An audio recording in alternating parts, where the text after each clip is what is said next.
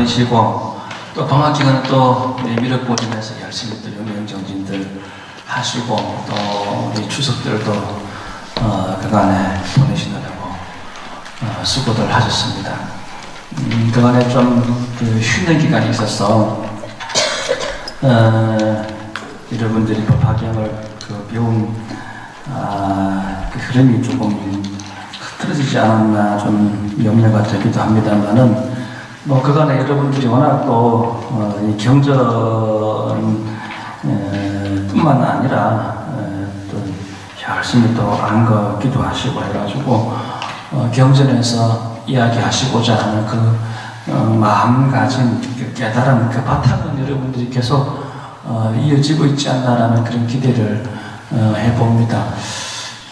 그렇지만은 한번 여러분들 이 법화경 전체 28품의 도표가 나와 있는 게 있죠. 제가 나눠드린 요약집에 보면 12페이지에 있어요. 정문이 몇 품부터 몇 품까지입니까? 1품부터 14품은, 본문은 19품부터 28품입니다.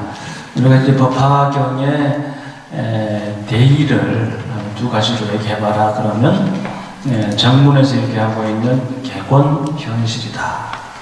객원현실이라고 하는 것은 객원, 권은 방편이다라고 얘기했죠. 권을, 방편을 열어서 현실, 진실을 드러낸다. 성문영각 보살이라고 하는 삼성을 회삼해가지고 귀일로 만든다. 궁극에는 이 삼성과 진실이, 그러니까 방편과 진실이 둘이 아닌 경지에 가는 것이 구경입니다. 그리고 이제 본문의 대의는 특히 열애수양품에서 강조하고 있는 구원실성이다. 영원한 생명의 부처님, 오고 가시는 부처님이 아니라 상주설법 하시는 부처님에 대해 인식을 하고 깨달음을 얻는 것이 구원실성이다. 그렇게 얘기를 합니다. 그래서 우리가 이제 정문은 다 배우셨어요. 정문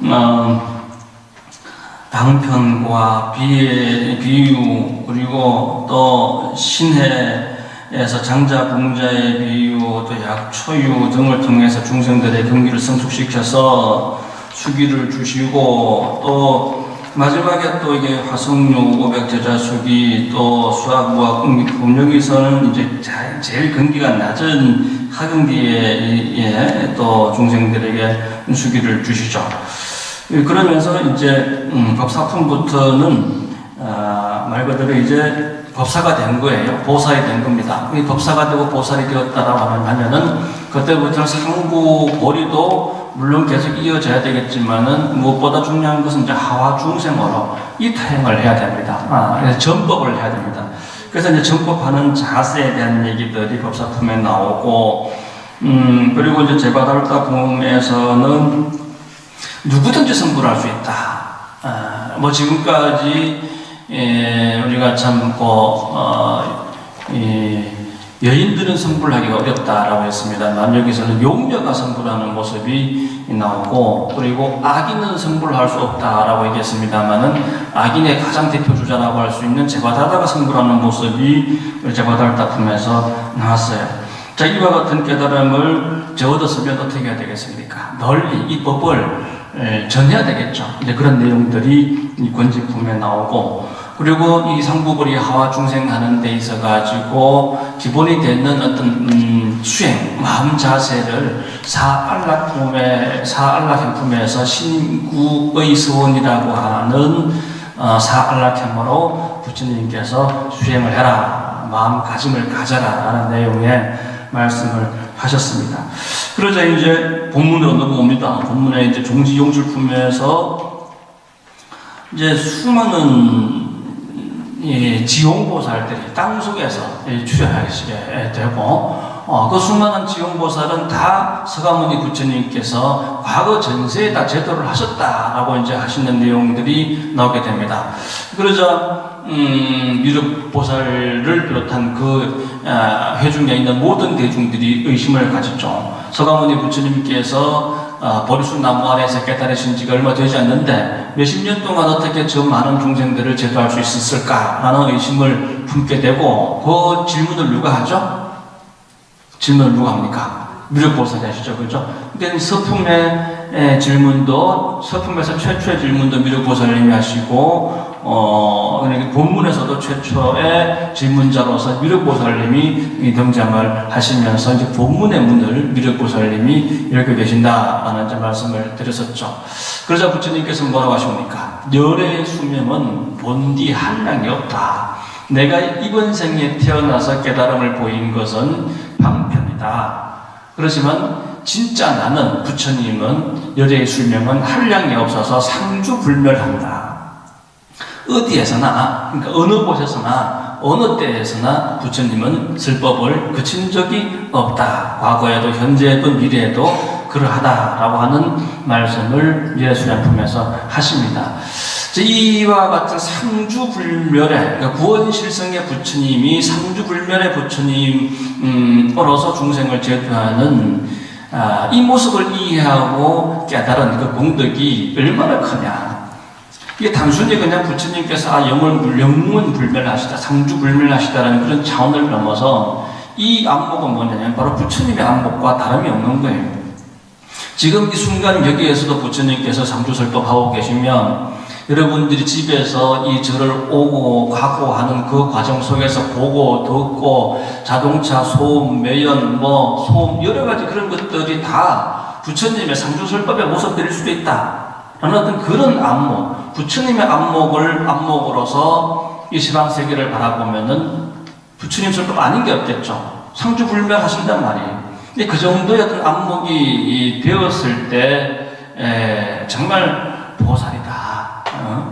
이렇게 얘기할 수가 있겠죠. 그렇다면은 그 보살에게 주어지는 그 공덕이 얼마나 크겠습니까? 상주설법 하시는 부처님을 인식하고 이해하고 깨닫는다라고 하는 이 공덕은 어떤 공덕보다 크다라고 하는 겁니다. 그래서 바경을 공덕경이다 이렇게도 말씀을 드린 적이 있습니다. 특히나 우리가 지난 시간에 배웠던 분별공덕품, 이번 시간에 배울 수희공덕품, 다음 시간에 배울 법사공덕품 해가지고 지금까지 우리가 배우면서 매 품마다 공덕에 대한 이야기는 이제 듣고 봐왔습니다만은 특히 지금 우리가 27, 18, 29 품에서 분별공덕, 수희공덕, 법사공덕이라고 하는 이 공덕에 대한 얘기가 이제 집중적으로 이렇게 또 나오게 됩니다. 그만큼 이 법화경에 대한 이 가르침, 제법 실상의 안목입니다. 상주불멸의 부처님을 본다라고 하는 것은 모든 것이 부처다라고 하는 것을 인식한다라고 하는 것은 바로 제법 실상의 안목이에요. 상남하상의 모든 이 제법이 실상 그대로이다. 실상 그대로가 최고의 가치로서 의미가 있다. 그 자체가 그냥 부처님이다. 지금 우리가 제 앞에도 지금 이 물 한 잔이 있습니다만은 의리대광사에 미륵보전이라고 하는 어마어마한 참 세계 자랑거리가 있습니다. 그러나 이 현실적으로 놓고 본다면은 지금 당장에 이 지금 물 한 잔이 없으면 우리가 살 수 있어요, 없어요? 살 수가 없어요. 대광사는 안 오시더라도 부인사가 시면 되지. 그렇죠? 그렇지만 이 물 한 잔이 없으면 살 수 있다, 없다? 그러니까 이 물 한 잔의 가치와 세계 최대의 미륵부처님 미륵보전의 가치와 같다, 다르다? 이 물 한 잔이 뭐다? 미륵부처님이다. 이게 이제 제법 실상의 안목이 되는 것이고, 상주불멸하는 부처님을 보는 것, 그것이 이겁니다. 그러니까 이 공덕은 그냥 이렇게 말로 해서 되는 게 아니에요. 우리가 시시때때로 보는 것에서, 듣는 것에서, 말하는 것에서 짜증이 나고 화가 나고 불편한 감정들이 하루에도 수도 없이 일어날 겁니다. 그건 상주설법하는 부처님을 여러분들이 머릿속으로만 안다는 거겠죠. 그렇죠? 여러분들이 이걸 머릿속으로만 아는 것이 아니라 이 가슴속으로 깨닫고 통각을 했다고 한다면은 그 모든 것들이 그냥 부처님 설법으로 들려야 되겠죠. 그러면 매일매일이 매 순간순간 그 호흡 하나하나가 그냥 부처님의 숨결이며 참으로 안락한 그런 삶이 될 수가 있겠죠. 근데 실상은 여러분들이 그러지 못하죠, 그죠? 예, 그러니까 여러분들이 지금 법화경을 여러분들이 머릿속으로만 알고 마음속으로는 아직 제대로 모르는 그런 상황이다 라는 걸 우리 스스로 좀 인식을 하고, 그래서 법화경은 항상 수행이 되는 그런 과정에서 공부를 해봐야 되는 거예요. 제가 얼마 전에도 안양 대안사에 가서 한 달 동안 법화경을 설법을 하고, 이웃절이잖아요. 제일 가깝잖아요. 우리 지금 우리 대광사하고는.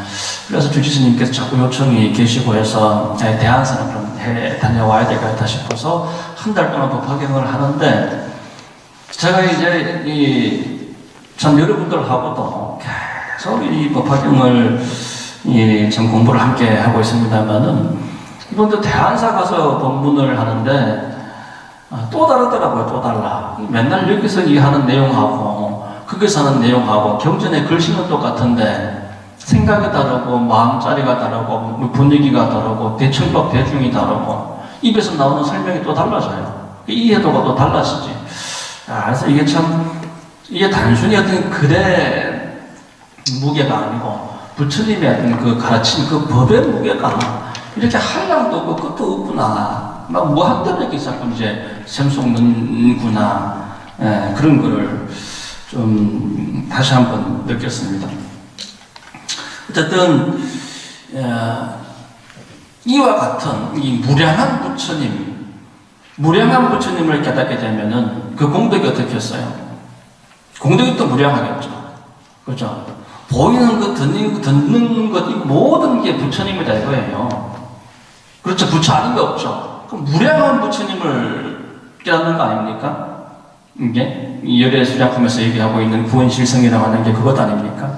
그러니까 이 공덕도 무량한 거예요. 그래서 앞전에 17품 분별 공덕품에서는 참 구원실성의 이 무량한 부처님을 깨닫는 공덕을 사신오품이다 해가지고 분별해서 공덕을 분별해서 설하셨죠. 그러니까 부처님의 법이라고 하는 것은 무분별법이에요. 분별이 없죠. 하지만 중생의 근기는 분별이 있어요, 없어요? 중생의 근기가 분별이 있고 짓는 공덕도 분별이 있기 때문에 얻어가는 공덕도 분별이 있을 수밖에 없겠죠. 그래서 17품에서 분별 공덕품을 말씀을 하셨고, 오늘은